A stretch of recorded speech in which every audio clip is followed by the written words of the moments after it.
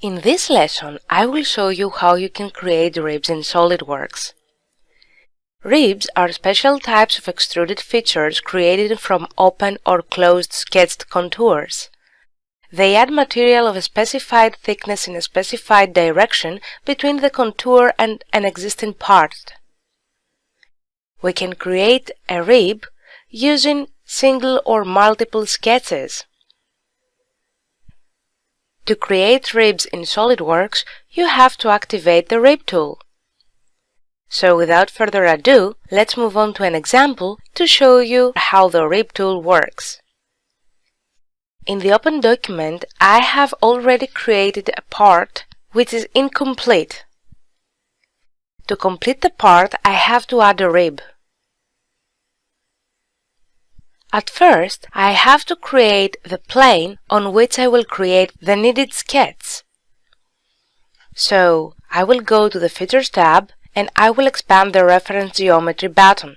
Then I will select the Plane tool. With the first reference field active, I will select the right side of the part.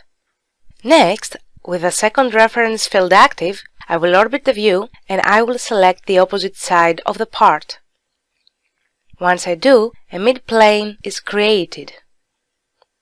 Now we'll click on the check mark to deactivate the plane tool, and I will expand the plane a little by clicking and dragging its top grip. Then I will go to the Feature Manager Design Tree palette, I will click on the plane feature, and I will select the sketch option. Now it's time to draw the profile I need. So I will activate the Line tool from the Sketch ribbon and I will create a line.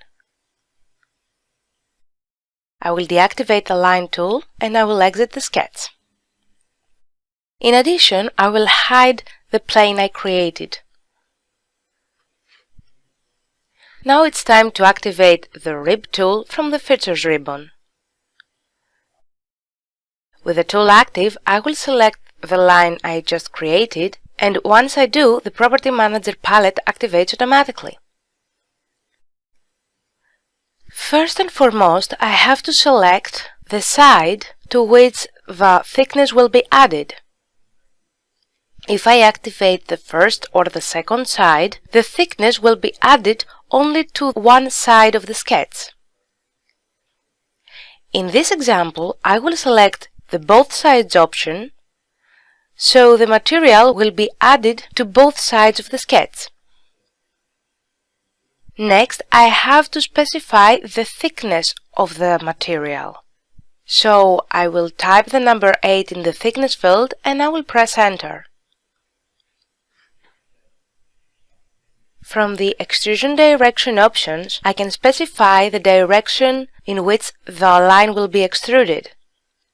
If I select the Parallel to Sketch option, then the rib extrusion will be parallel to the sketch. If I select the Normal to Sketch option, then the rib extrusion will be normal to the sketch. If I click on the Flip Material Side button, the direction of the extrusion changes. Notice how the preview changes once I clicked on the Flip Material Side button. Now we'll restore the direction of the extrusion and I will click on the check mark to inspect the final result. As you can see, the rib was created and the part is now completed. Now you can use the Rib tool to create your own ribs in your own parts.